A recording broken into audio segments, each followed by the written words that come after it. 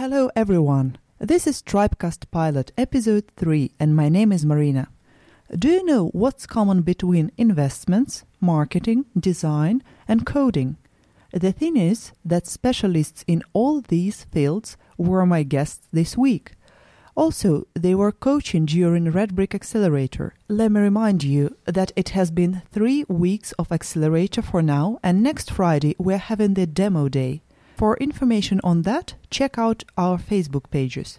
So today I'd like to provide you with a set of very diverse interviews. You're listening to Tribecast, powered by Tribe Tampere. Don't switch off your devices and let's get started. During the first week of Red Brick Accelerator, one of the early stage startups told me that the main problem they face is looking for the funds. So today we are trying to solve this problem, and we're having Dr. Umur Kaglar, who will tell us a bit about funding and investments. Hello. Hello. Have so many questions, basically because I know nothing about investments. Sure. Maybe we'll start here. As an investor, what do you usually look on when you choose which startup to finance? Mm-hmm. What are your main parameters? Yeah, I can talk about in general terms because as I mentioned during the presentation, we are more into this, let's say, accredited investor section. We are doing for the financial reason, so we don't act in the same way like the angel investors or the venture capitalists, how they kind of formulate the business, formulate the investment. Does the field startup works in influences your choice? I know there is this kind of idea that usually IT startups, they're the ones to get more luck. Would you invest in something which is not IT? Yeah, sure, of course. I mean, like I said, for the why it is invested a lot for the IT industry, because of the companies that are exist in the field as a financial intermediary, let's say, which is angel investors and these venture capitalists. So they have kind of an idea that smaller size investments, but many of them, and then one of them will have a return for sure. So that's why, just an example, if you have a 1 million euro, instead of putting that one to one idea, you put it for the 10 different companies, which is large enough sum to keep things running as 100,000 each. So we hope that one of them will gonna work and then pay back more than million. So basically that's one of, and it's opposite direction. If they are failed, that's the amount kind of you are risking. And that's how maybe some of the organization would like to run the business. But for us, it's a different reason. We invest a very high amount, and then not necessarily to the IT or any, let's say, industry specific. I mean, my perspective in this business is a little bit different than the angel investors because of the nature of the work that I am doing. So, I mean, we look more for a financial return, and for our point of view, this normal ticket size is around 5 to 10 million euro as a minimum investment. So let's think that we got the money. What shouldn't startup on early stage spend on business like? I see lots of people are, in order to create the branding, let's say, they spend so much time. I'm not saying, I mean, just not to be bad guy for the marketing organization, marketing agencies point of view, but spending so much time to I don't know, like banners or the fairs, just with a very high cost, just to be present there. Maybe in the early stage, it is not the best place to waste money. You rather, of course, from product point of view, from the service point of view, how to build up that one is in a better way. That's very important. So you spend more money basically on building up those ideas. I mean, if you are looking for a prototype, how to make the prototype, where to get the goods, and how to make good deals, because as you know, high volume producers might not be interested with your low quantity orders. So in order to go beyond this limit, maybe you offer a little bit more than actually the unit price of the stuff that they have defined. So there you can spend money than putting better flyers or some other documentation that you can hand out to the people. Basically, it is like throwing to the street. I think in the early stage it has to be more into the business focus itself, rather than representing your business to the outside world. doesn't matter, you call it like a marketing or a flyer or the fair, attending to fairs or anything. Okay, so make a quality product instead of making cool banners. Mm-hmm. Could you give our listeners a few tips on financial discipline? Mm-hmm. As I said during the presentation, I mean, you have to separate the business finance and the personal finance. I mean, from credit card point of view, for the bank accounts and everything, those needs to be clearly separated. So you shouldn't spend any money from the personal card for the business purposes. You have to be clear on that. And then you have to control all the time the receivables and the payables, whatever you have. I mean, like it's standard T accounting, you know, what I pay, what I receive from the industry. And then, of course, you have to be careful also, like where to find the alternative investment constantly. I mean, again, just my personal opinion, startup must know how to attract 25, 50, 100,000 euros or American dollar or Swiss franc, doesn't matter what currencies, to those amount easily. I mean, at least they should spend more time for finding out where those platforms exist. So financial discipline, it goes more, of course, from your own spending point of view, business spending, but at the same time, checking the existing opportunities where to get more help, let's say, to be more sustainable in the industry. Do you generally think it's a good time nowadays to start a startup in Finland, especially? Yeah, I think it's, let's say, it's always good time to start a good idea and then invest for it. But what can be wrong is that the timing and the location, maybe. For example, I mean, the pulp and paper industry is dying in here. Maybe it's not a good time to start in that business. But AI is growing, or the robotics, or the 5G, for example.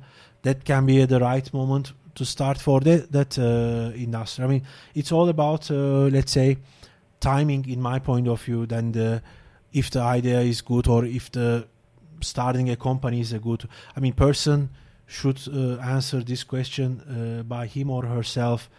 If they have enough capital, enough idea, enough supply chain, enough network to either supply the goods and to sell the goods or the service, so they will make their own homework on that. I can just look at starting from the global perspective and going more into the regional perspective.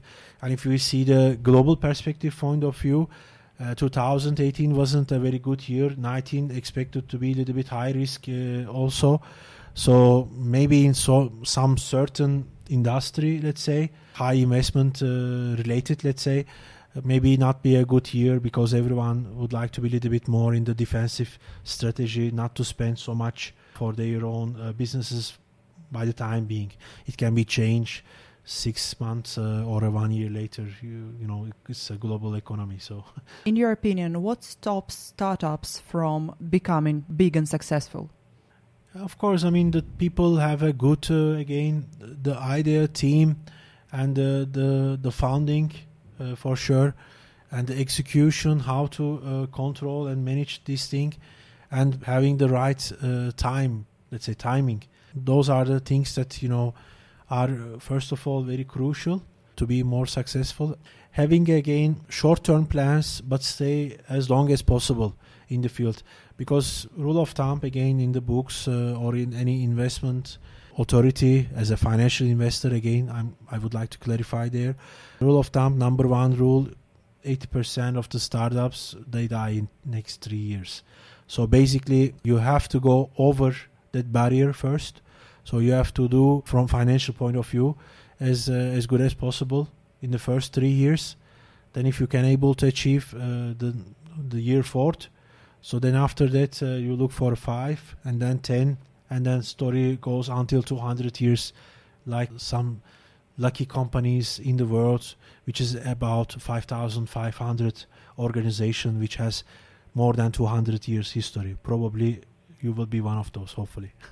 Okay, thank you very much. There was Dr. Umur Kaglar, who told us that not only love, but some of the startups live for 3 years. Thank you very much having me in here, and wish all the best for the startups more than 3 or 5 or 10 years. Thank you. Now let's talk about marketing and its role for the early stage startups. Hello.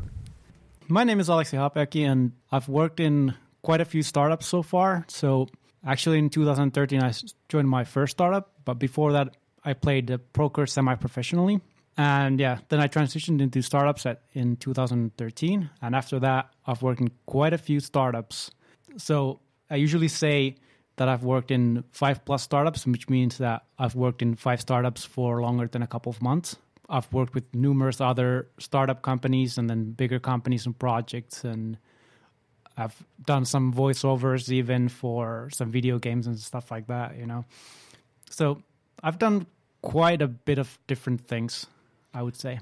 You were a coach today during the Red Brick Accelerator. Is it your first experience of being a coach on an accelerator? So I've been a coach for a couple of accelerators and then, a couple of accelerators and a couple of events. Back in the day, I saw some presentations from some people who were quite highly regarded in startups, and I found some of them to be extremely boring. And I thought, I could do better. Right. And then now I'm trying to prove that I'm doing better. And hopefully I am. I love these kind of stories when people are like, okay, those are not good. I can do better. And then you're doing it. And then you're like, okay. That's how it all started. Yeah, I watched your session today, at least a good part of it. You talked about transformation marketing. Could you please say a few words for our listeners? What is transformation marketing? So transformational marketing is thinking about marketing differently. So a lot of companies and startups even think about marketing in terms of getting a transaction from their customers. So it's about selling pretty much. While transformational marketing thinks about marketing as a way to take your customer forward in their journey. And then when you take your customer forward in their journey, what usually happens is that they end up buying from you. So the transformation can begin before they purchase anything or even before they sign up for your service. But they do get the benefits of the transformation at least after they buy your product. Does transformational marketing has any milestones, like main principles? So I would say the main principle is kind of thinking about where your customers are at or your prospective customers are at, and taking them towards where they want to go and where you want them to be. For example, if you think about the normal transactional marketing and they're just asking you to buy now, then that is taking the person that already wants to buy and is ready to buy towards buying. While transformational marketing, it might be someone who's interested but isn't sure if they want to buy or not, and and someone who might not be interested, or someone who might not know that they even need this kind of service. So it's about connecting the parts of your product and service that actually inspire people to go forward in that journey towards becoming customers, because that's when you can best serve them. Right. So you see marketing as a road or as a journey. But I also quite often hear that in Finland, all sales and all business is about relationship. First of all, is it true? Is in Finland all the business pretty much about relationship? And secondly, if it is true, how would you recommend international startups to hack this model? Is there a way? Well, I wouldn't say it's just Finland where it's about relationships. I think that's all over the world where it's relationship-based. Well, at least if you think about B2B, that's where it even seems to be more prevalent. So I would say it's all over the world where business is relationship-based. It's about maybe in Finland, it's more about that relationship that for a foreigner, it might be more difficult to come in, but that doesn't mean it's impossible. Because if you have the right product and something that actually, does what it's supposed to and goes beyond that, then those people will want to interact with you. And would you generally recommend to start a business nowadays in Finland? Do you think it's a good location and the good time? Probably if you're starting a startup, you're not thinking about that too much. I would. I mean, if you're really passionate about something, then I think you would go ahead with it. So there are people that actually dissuade people from starting startups because they think that that's how the actual entrepreneurs come out. That the people who don't give up the first time they're told, you shouldn't do this. Because people are always going to tell you it's not the right time. You know,